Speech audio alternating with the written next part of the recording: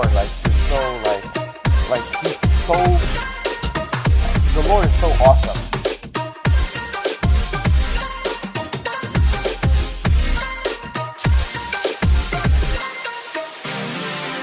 Chapter 7, Judges, and it's about Gideon. And I know we've heard this story before. Okay, so let me just before 7 says, then Gideon said to God, please don't be angry with me, but let me. You remember he fleeced him. So he was fleecing God because God was sending him out. He's like, me? Oh my gosh, I'm gonna go do what? I'm gonna go and fight the Midianites. And so he did fleece God 2 times, not once, 2 times. But he said, please don't be angry with me. How many of us ever fleece God for moves? You know, like you're saying, hey, no, I don't want to take the job. No, not that one. You know, things you got to pray about it. You know, ask God, is that the direction? And that's good. You know, not ask God if I should have mustard or ketchup, but yes, for life-changing things, do ask God. Because there's people who will say, well, what do you want to eat? And pray about it. You don't pray, you just got to eat. You know, do you want a hamburger? Do you want to have a pizza? You know, things like Lizzie's like, yeah, some people have prayed for everything. I was like, come on, you have to pray for God for direction. That's what you, in your life, like, what's the next step he has you? You're staying or you're moving to here. You're going to take this job or this position. You always want to involve God in everything, but not the ketchup and the mustard. Okay, so here is Gideon fleeced God 2 times about, you sure this is you speaking to me? How many of you have heard from God and just want to be clear, like this is you and not my voice speaking to me, right, God? And do you know, I just want to share really quick that when we were in the cafe, I remember I was praying and God's like, okay, you know, there is, you know, it was during the end of the cafe era, and it was like, okay, but God was going to get us to a new place. And I really still firmly believe that. But there's a lot of things in there. There's some things I had to take out of myself, because how many already have our own little like to-do list in our heads? So when we're asking God this question, or God speaks to us, we put it in his to-do list. Oh yeah, so that's what you're going to do, Lord.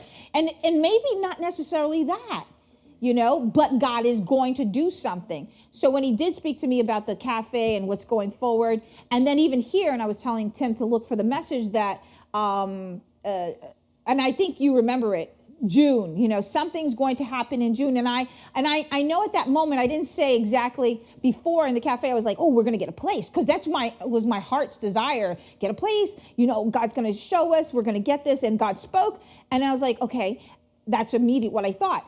But here, when I was praying, God was speaking, I was like, he's like, I just knew something was happening in June. Something was happening in June. Didn't know. I thought immediately what I think, my to-do list, we're going to get a place.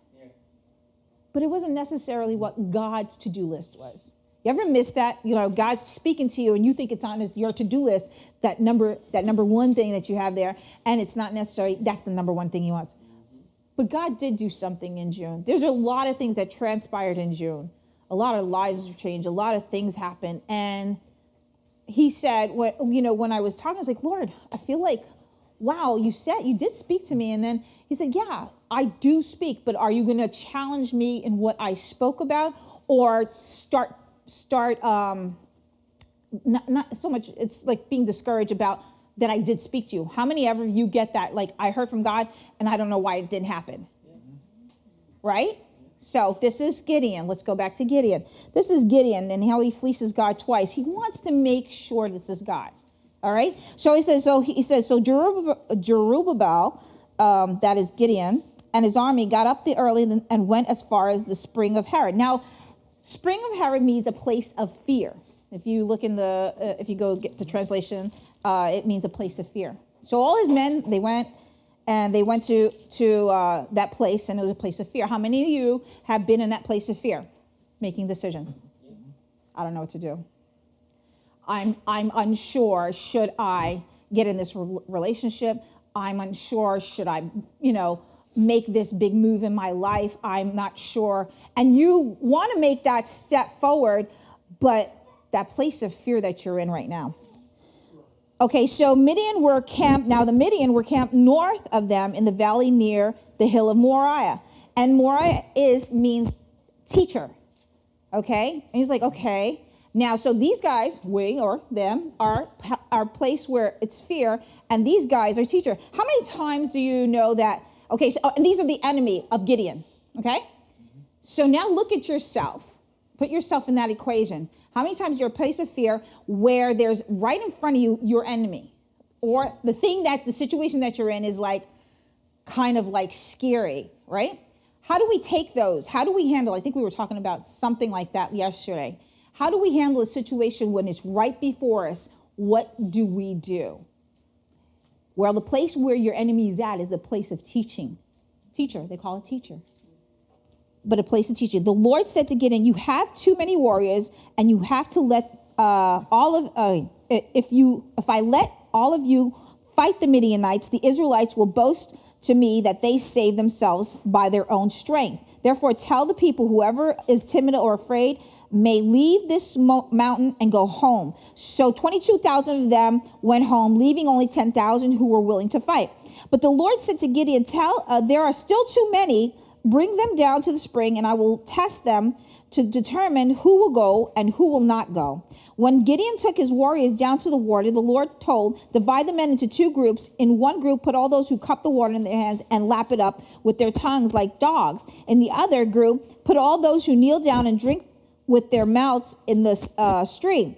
Only 300 of the men drank from their hands, and all the others got down on their knees and drank with their mouths in the stream. Okay, stop there. Now, in that position, would you not be like scared? First, you're in a place of fear. Then you're like, well, if I carry this, and this, if I have all these guys with me, I have more of a chance. Take them away. Then down the road, he's like down to 300. How many times in our own lives, okay, again, we're at that place of fear. Well, God, if I had this much money, if I have this is how we start making things happen, okay? Well, God, if I had this much money, if I could do this, if I have this backing, if this one supports me, if this one goes with me, if this one happens to this, and my relation goes like that, and da-da-da-da-da, all this stuff, then I know I can get through this. I can get through this marriage. I can get through this job. I can get through this decision that I make. If I have all this, God says, get rid of that. Get rid of that. Get rid of this, this, and this. Why? Because, see, if we accept Christ and we're living for God, what's the whole thing about it? It's him living in us, right? He's everything that we will ever need to get through the next situation, okay? It looks scary.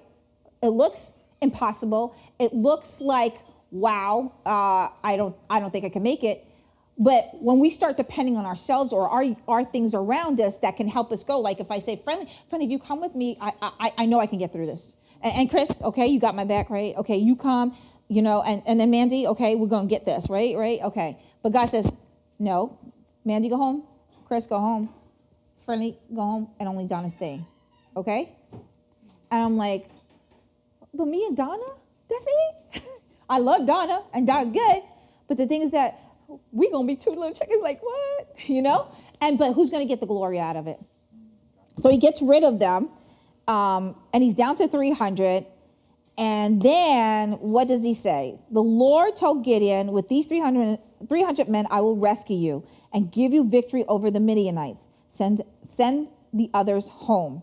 So Gideon collected the provisions and ram's horns and of the other warriors and sent them home. But they kept the 300 men with them.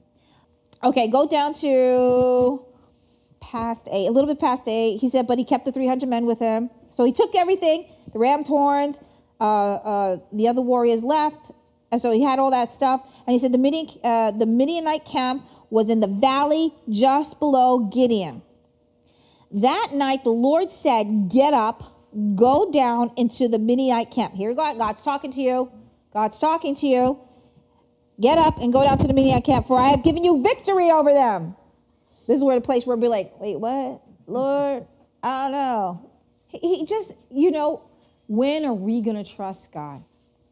So here, God, how many's ever experienced God's grace? Oh, something should have happened, but it didn't happen. Even though you made a wrong step. Exactly. So here it goes.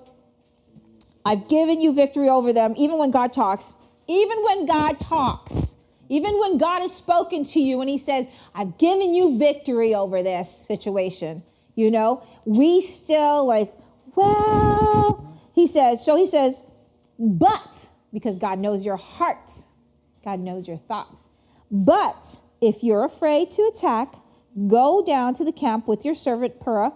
Listen to what the Midianites are saying, and you will be greatly encouraged. Then you will be eager to attack. So Gideon took Purah and went down to the edge of the enemy camp. The armies of the Midian, Amalek, and the people of the east had settled in the valley like the swarm of locusts. That was a lot. Their camels were like grains of sand on the seashore, too many to count. Gideon crept up just as the man was telling his companion about a dream. The man said, I had this dream, and in my dream, a loaf of barley bread came tumbling down into the Midianite camp. It hit the tent, turned it over, and knocked it flat. What a visualization of that. A bread coming down and knocking down a whole tent. His companion answered, your dream can mean only one thing. God has given Gideon, son of Jaza, the Israelites, victory over the Midian and all of its allies. Not only the Midianites, but all of its allies. When Gideon heard the dream and his interpretation, he bowed in worship before the Lord. First he stopped and he's like, kind of like, Lord, I'm sorry. You're so amazing. And you just like, how many been in that situation? You see God moving, you're like, I'm so sorry for ever doubting you, Lord. I give you honor and glory. I just, Lord, you're it. And so this is what Gideon did. He says, then he returned to the Israelite camp and shouted. Now, he didn't come back all whispering anything. He was empowered. He said, get up, for the Lord has given victory over the Midianites' hordes. He divided the 300 men into 3 groups and gave each man a ram's horn and a clay of jar with a torch in it.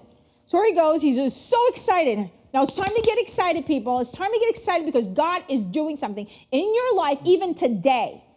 Then he said to them, keep your eyes on me. Who are we supposed to keep our eyes on at this time? Exactly. We're supposed to keep our eyes on Jesus. And so, great leader, right? So he said, keep your eyes on me. When I come to the edge of the camp, do just as I do. What are we supposed to be doing now? What has God called us to do? Do as Jesus does. And what you're talking about, how our reaction, our attitude, what we're reflecting, who we're emulating. What are we doing with the situation? Are we just right away defeated with the situation that comes before us? Are we showing joy even though someone has passed on? Or are we just like, oh, what happened? No. Okay, so here we are. As soon as I and those with me blow the ram's horn, blow your horns too, all around the entire camp, and shout for the Lord and for Gideon. It was just after midnight, late in the midnight hour. God's going to turn it around. Is he not? Just when you think things couldn't get worse, it gets good. Why? Because God will turn the things that the enemy meant for bad, back where Joseph was, remember? He'll turn it around and use it for his glory. If we are walking in his will. If we are, what it said, keep your eyes on Jesus. If we're doing just as he does. See, so many people lose and forget that. The only victory we can have is only when we're walking in the fullness of God, not when we're compromising, not when we're making our own choices and decisions in life and everything like that and keeping God secondary to it.